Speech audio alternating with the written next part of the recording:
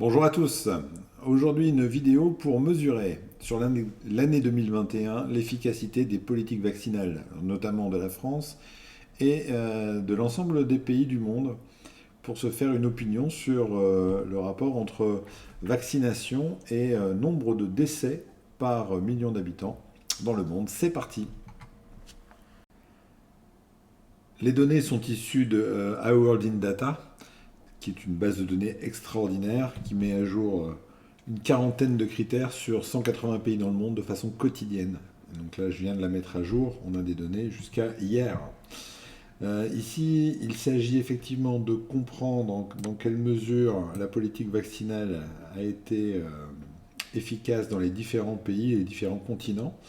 Et donc, l'idée de ce graphique, c'est de situer sur deux axes le nombre de décès par million d'habitants, par million pour que ça soit effectivement comparable d'un pays à l'autre. Et c'est effectivement la mortalité liée au Covid qui est quand même un critère euh, central et peut-être le plus intéressant pour mesurer si on a été efficace. Forcément, moins on a de morts dans un pays, et mieux c'est. Donc ça c'est sur l'axe vertical, donc plus les pays seront dans la zone haute, plus il y aura eu de mortalité par million de leurs habitants. Et sur l'axe horizontal, on a le taux de vaccination moyen sur la période observée. Donc effectivement, plus on aura été pro-vaccin dans ces pays, que ce soit par déjà l'accessibilité des vaccins, que ce soit par les politiques publiques de gratuité ou de bonne organisation de la vaccination, ou les politiques parfois contraignantes pour la vaccination, eh bien tout ça a des effets sur le taux moyen de vaccination de la population, et on va voir si effectivement ça a une efficacité sur la mortalité. Alors on va regarder ça sous un angle macro, déjà les continents. C'est quelque chose d'assez fou. Vous avez tout en haut ici l'Amérique du Sud qui avait sur l'ensemble de l'année 2021 un taux moyen de vaccination à 35% et qui a déploré 1761 décès par million d'habitants sur l'ensemble de l'année. Donc c'est clairement les moins bons élèves. Ils avaient pourtant des taux de vaccination presque aussi proches que ici l'Europe du Nord ou l'Amérique sur la moyenne 2021. Mais là, visiblement, ils ont eu un peu plus de mortalité. Alors l'Europe et l'Amérique, vous voyez, sont très très proches. Un peu plus de mortalité en Europe et un peu plus de vaccins pour l'Amérique du Nord.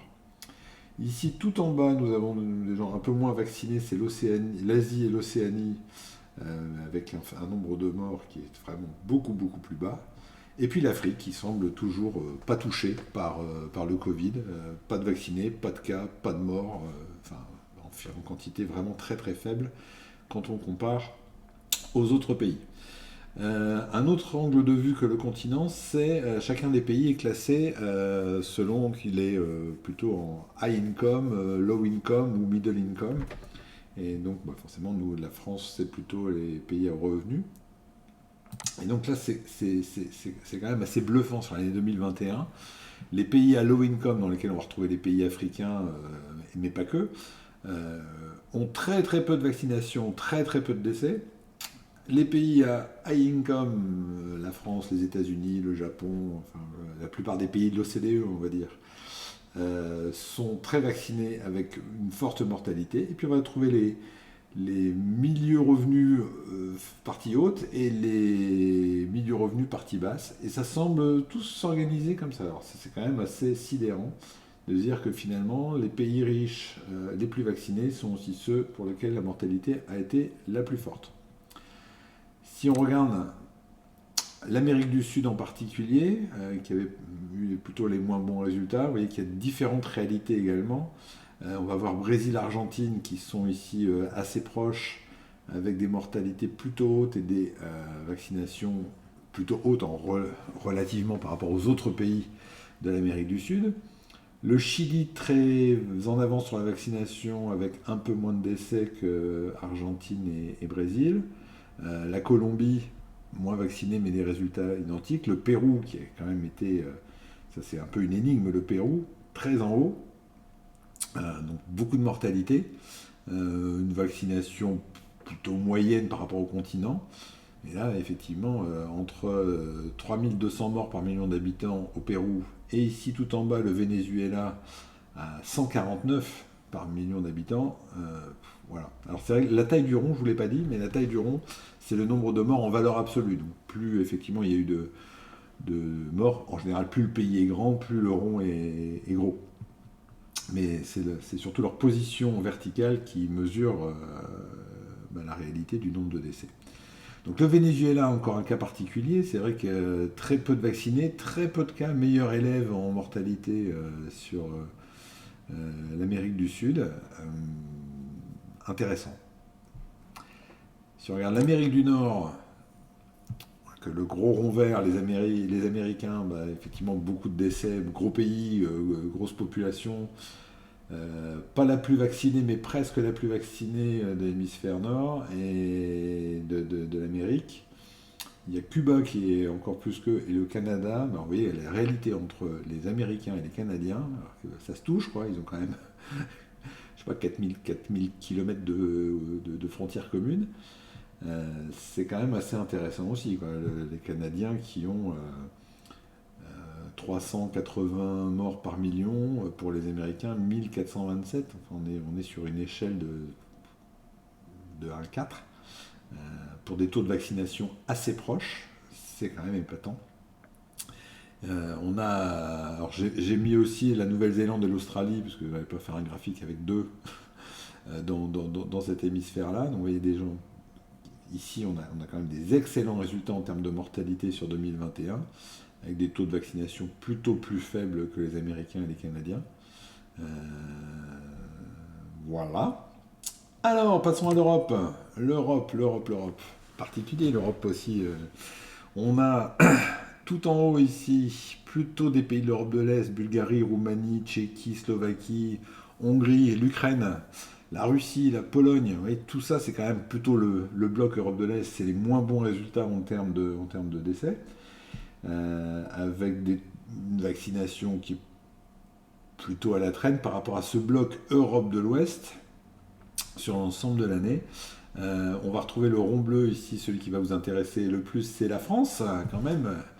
Donc la France qui est à peu près au milieu de ce bouillon d'Europe de l'Ouest, donc des taux de vaccination assez proches, de la mortalité assez proche également. Tout ce qui sera en dessous de ce rond bleu, si on fait une ligne ici, sera meilleur en termes de mortalité. Donc vous voyez l'exemple suédois dont on parle régulièrement, une vaccination qui est finalement assez proche sur l'ensemble de l'année 2021, mais une mortalité plus faible, alors que beaucoup moins pas de confinement, pas d'obligation vaccinale. En Suède, ils sont plutôt plus libertaires, on va dire, que ce qu'a pu être l'Allemagne, la France, l'Italie, la Belgique.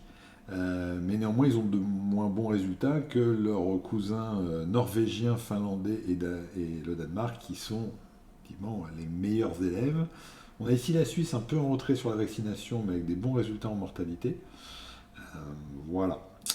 Sur le tableau suivant, une sélection qui mélange à la fois des pays européens, mais des pays aussi de l'Amérique du Sud, de l'Amérique du Nord, pour avoir plutôt une vision internationale, et situer la France, toujours ici en bleu, par rapport à l'ensemble des autres pays. Donc tout ce qui est en dessous de ce rond bleu, tous ces pays-là ont été plutôt meilleurs en mortalité sur l'année 2021. Tout ce qui est au-dessus, plutôt moins bon.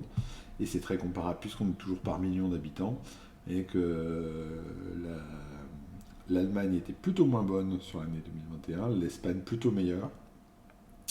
Israël, tiens, dont on parle souvent, bien plus vacciné en moyenne, avec des résultats inférieurs en termes de mortalité, mais finalement des résultats presque comparables aux Pays-Bas, qui eux sont beaucoup moins vaccinés, ou que la Suisse, qui sont beaucoup moins vaccinés. Donc on est sur une même ligne ici.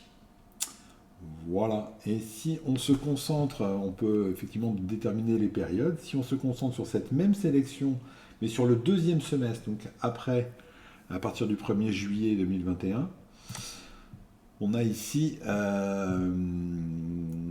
On voit donc l'effet peut-être du pass sanitaire en France qui a forcé à la vaccination. Donc sur le deuxième semestre, on était dans le lot des 70-80% de vaccination sur la population générale. Et donc effectivement, on a un peu la même logique. Les pays du nord de l'Europe et de la Scandinavie sont meilleurs. Les Allemands, les Anglais, les Belges sont plutôt moins bons. Si on se limite là carrément au trimestre 4, hop, et ça bouge très vite, hein. Trimestre 4, on avait donc, octobre à décembre des pays ici plutôt meilleurs, des pays plutôt moins bons. Si on compare effectivement l'axe vertical d'un taux de vaccination autour de 75%. Ok. Et si on regarde les tout derniers chiffres du trimestre 1 de 2022, donc globalement les 19 premiers jours de janvier, hein, parce que nous sommes actuellement le 20 janvier, eh bien on a des pays qui sont...